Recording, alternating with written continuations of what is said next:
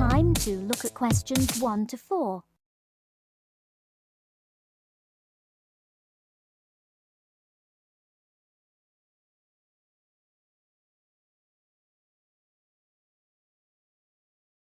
Listen carefully and answer questions 1 to 4. Good afternoon. I have with me in the studio today Dr. Stephen Phillips, author of the new book Silver Lining, which is an investigation into UFOs. Now, Dr. Phillips, can you tell us a little about your book? Yes, certainly. Over the last 12 years, I've become increasingly interested in the subject of UFOs, and this book is a compilation of all the sightings I've heard about, together with evidence. You see, so many people are convinced that there is life on other planets that I thought I would do some research myself. And what did you find? Are we alone in the universe? You sound skeptical.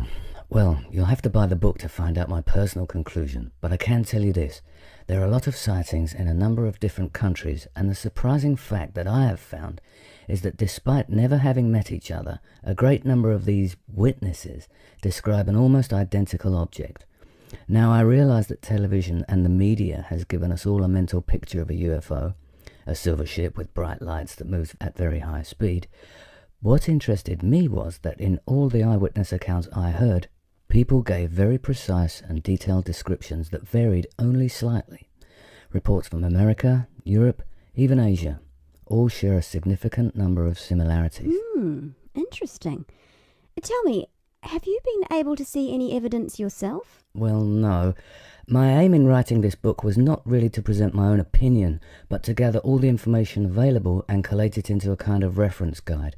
Personally, I don't have anything much to add apart from the conclusions that I've drawn from the accounts I've heard. I understand that there is a strong body of opinion that claims there is hard evidence that is being suppressed by the American government. Could you comment on that?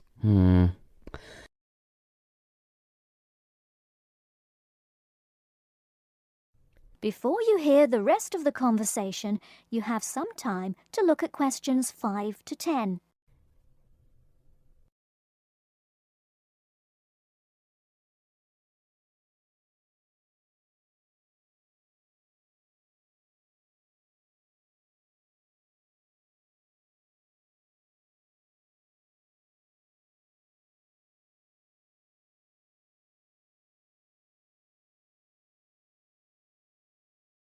Now listen and answer questions 5 to 10.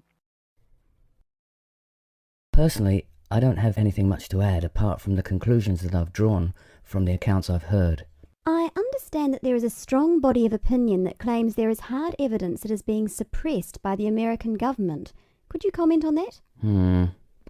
The second chapter of my book actually talks about a place in America that has often been in the media, Area 51. Area 51? Yes, it's a military base in New Mexico. In 1947, a man called McBrazel claimed... Sorry, who? McBrazel. That's M-A-C, capital B-R-A-Z-E-L.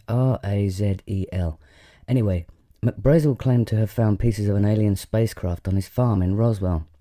Now, many people believe that this was true and that the government of the time took the debris.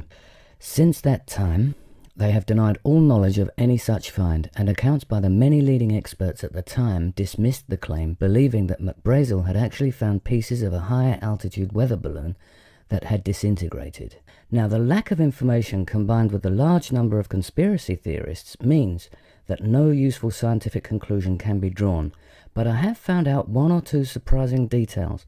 Again, you'll have to buy the book if you want to find out more. Okay. Now, I understand that an overwhelming majority of UFO sightings occurred in America. Do you find that in any way relevant? Well, as I mentioned before, there are a large number of conspiracy theorists, and the popularity of science fiction programs in America could lead you to suspect that these sightings may be nothing more than an overactive imagination. However, I have found that there are a number of other factors that determine UFO sightings. In Northern Europe, the number of reports is very low, whereas in Southern Europe, where there is more open space, less light pollution, and generally clearer skies, the number of sightings increases. Now, when you consider the vast open areas of America, particularly around New Mexico, there is an argument that UFOs are simply easier to see in certain geographical and climatic situations. Well, I've never thought of that.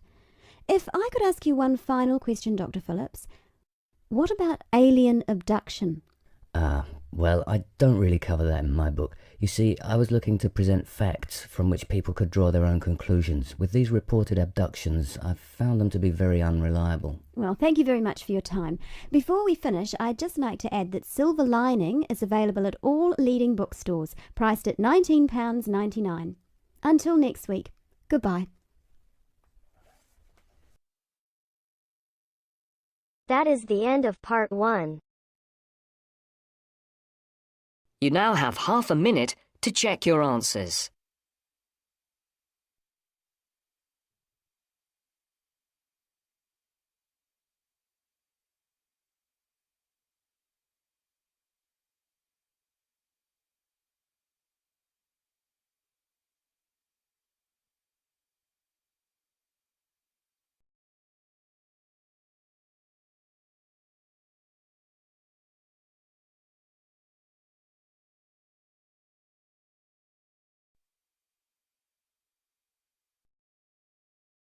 Now turns to part 2.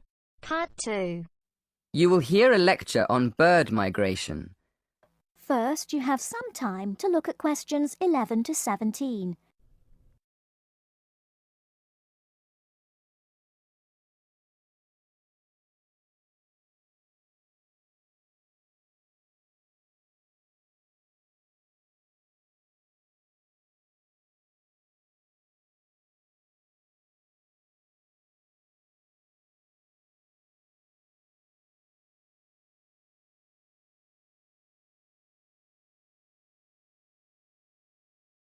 Now, listen carefully and answer questions 11 to 17.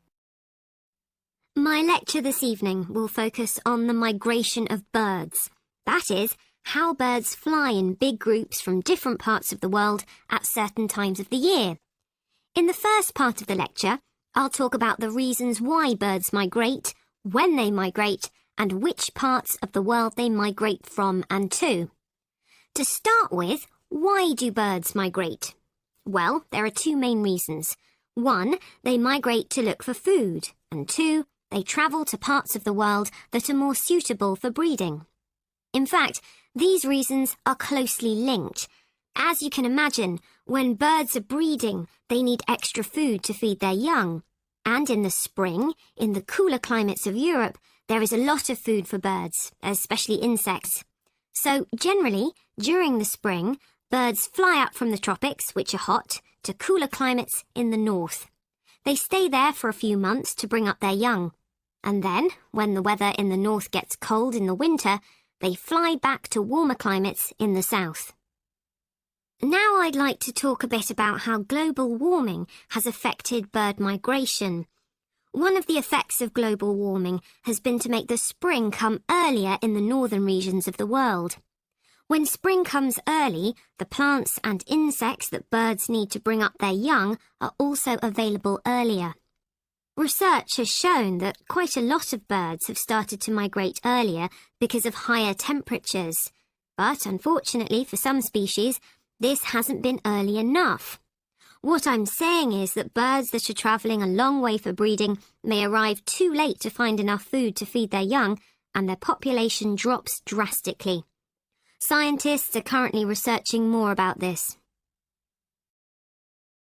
Before you hear the rest of the talk, you have some time to look at questions 18 to 20.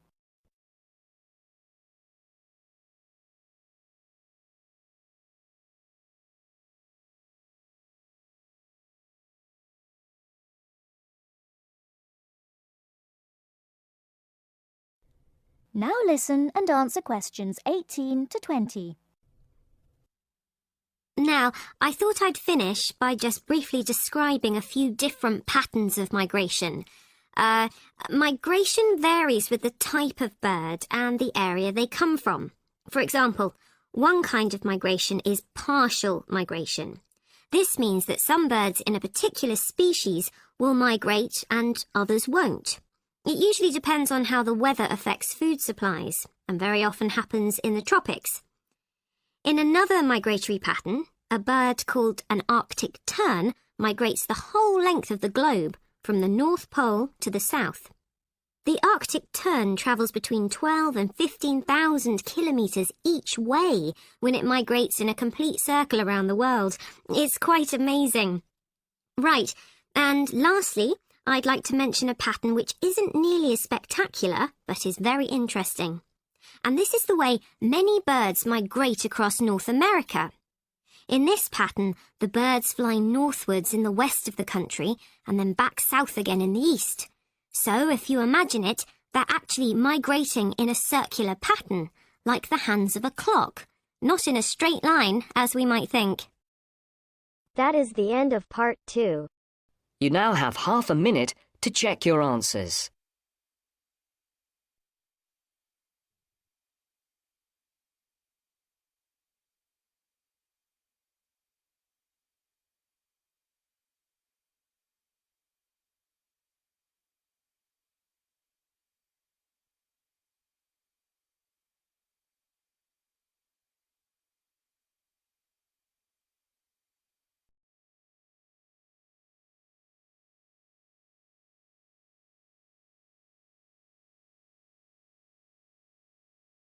Now turns to part 3. Part 3. You are going to listen to a radio programme about buying a house. First, you have some time to look at questions 21 to 25.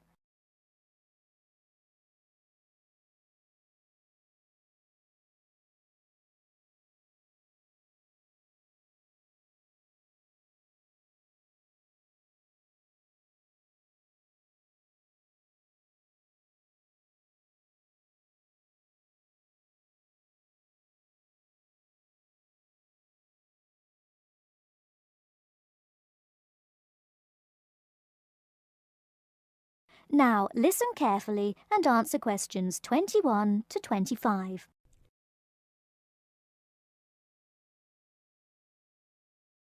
Good afternoon, listeners. Today, I'd like to welcome Edward Fox, who is going to talk to us today about buying a house. Edward. Thank you, Eunice. For most people, at least, buying a house is a major life event, and probably the single most expensive item you are ever likely to buy. It is also a place that you can make your home. Therefore, thinking carefully before you make a purchase is of the utmost importance. One of the most important things to consider before buying any property is the location. Because remember, it is where you plan to spend a large part of your life, or indeed the rest of your life in some circumstances. Therefore, consider the type of life you enjoy leading. Are you a very sociable person who enjoys nightclubs and discos? If so, then you may wish to consider something close to the city, or indeed in a city where it is convenient for all types of nightlife. On the other hand, if, like me, you prefer a quieter life, then you may want to consider something away from the city. However, do remember that proximity to your place of work is also important. Indeed, we spend most of our life at work, and you don't want to have to spend 2 or more hours every day travelling to work now, do you? Therefore, transport is the utmost importance.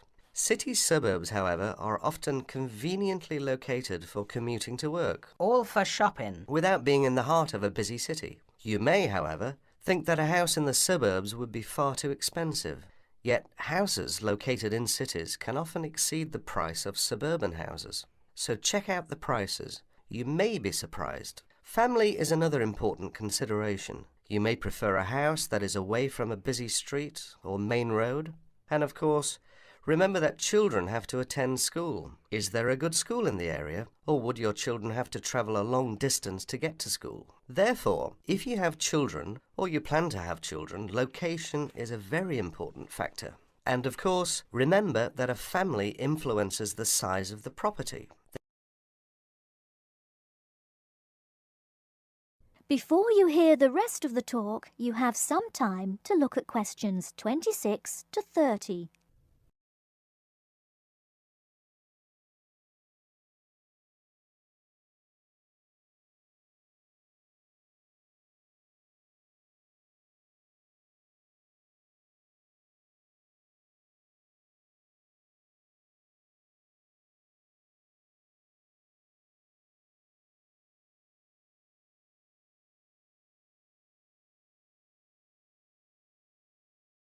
Now listen and answer questions 26 to 30.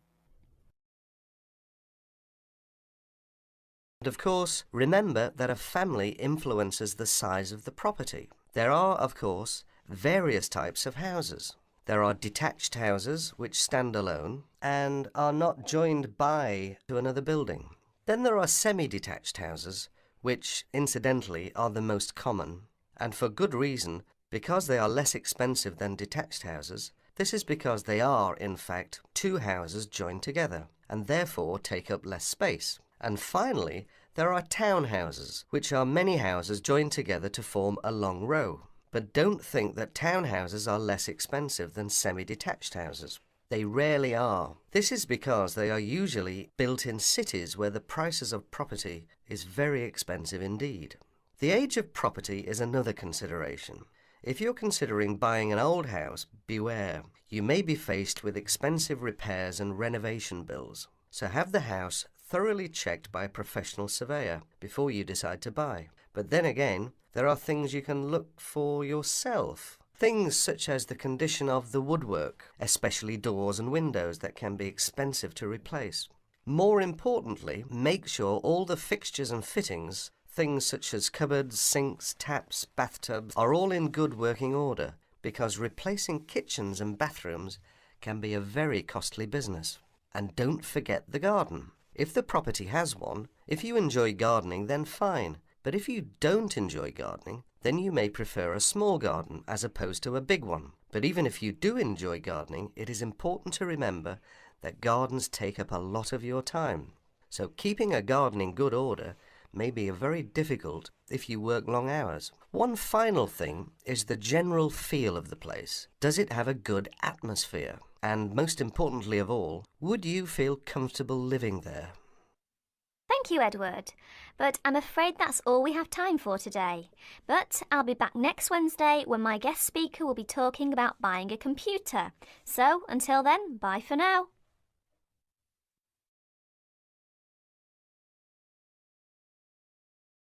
That is the end of part 3.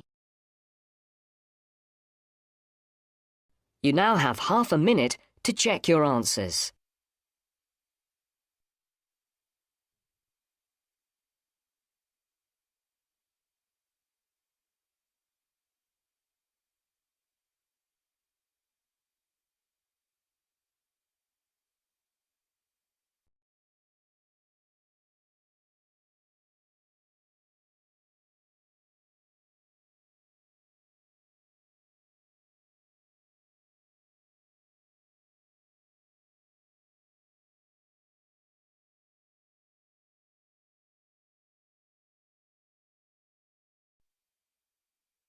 Now turns to part 4.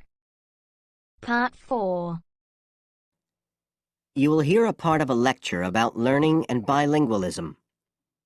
First, you have some time to look at questions 31 to 40 on pages 44 and 45.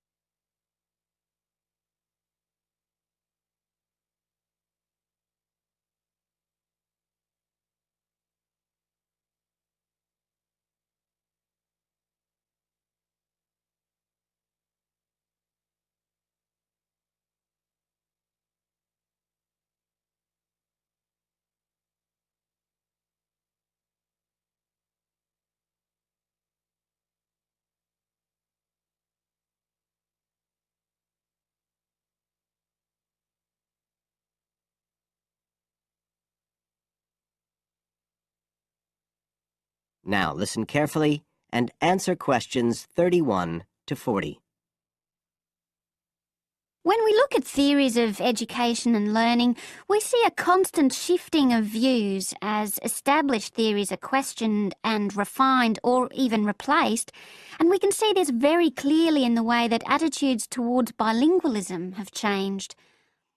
Let's start with a definition of bilingualism, and for our purposes today, we can say it's the ability to communicate with the same degree of proficiency in at least 2 languages. Now, in practical terms, this might seem like a good thing, something we'd all like to be able to do.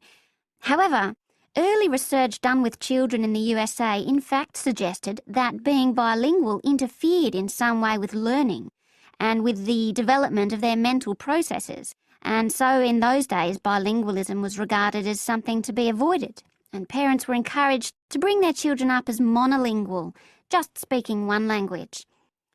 But this research, which took place in the early part of the 20th century, is now regarded as unsound for various reasons, mainly because it didn't take into account other factors such as the children's social and economic backgrounds.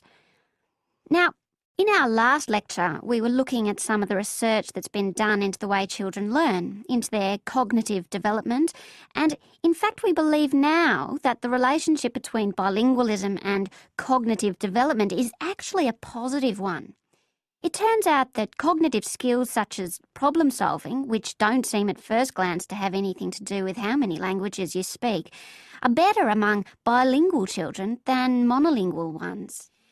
And quite recently, there's been some very interesting work done by Ellen Bialystok at York University in Canada. She's been doing various studies on the effects of bilingualism, and her findings provide some evidence that they might apply to adults as well. They're not just restricted to children.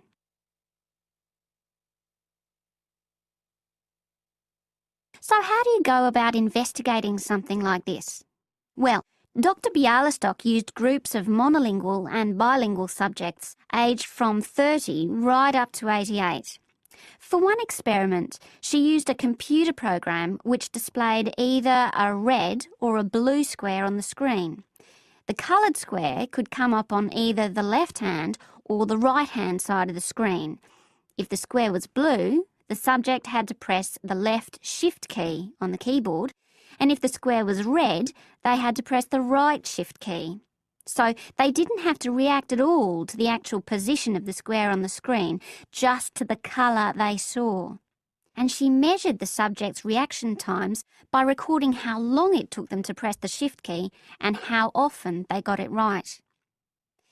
What she was particularly interested in was whether it took the subject longer to react when a square lit up on one side of the screen, say the left, and the subject had to press the Shift key on the right-hand side.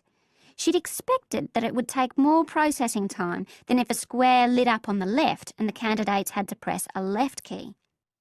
This was because of a phenomenon known as the Simon effect, where basically the brain gets a bit confused because of conflicting demands being made on it. In this case, seeing something on the right and having to react on the left.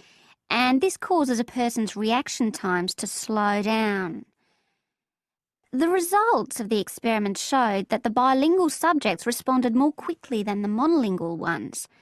That was true both when the squares were on the correct side of the screen, so to speak, and even more so when they were not. So bilingual people were better able to deal with the Simon effect than the monolingual ones. So what's the explanation for this? Well, the result of the experiment suggests that bilingual people are better at ignoring information which is irrelevant to the task in hand and just concentrating on what's important. One suggestion given by Dr. Bialystok was that it might be because someone who speaks two languages can suppress the activity of parts of the brain when it isn't needed. In particular, the part that processes whichever language isn't being used at that particular time. Well, she then went on to investigate that with a second experiment. But again, the bilingual group performed better. And what was particularly interesting, and this is, I think, why the experiments have received so much publicity, is that in all cases, the performance gap between monolinguals and bilinguals actually increased with age, which suggests that bilingualism protects the mind against decline. So in some way, the lifelong experience of managing two languages may prevent some of the negative effects of ageing. So that's a very different story from the early research. So what are the implications of this for education? That is the end of part 4. You now have half a minute to check your answers.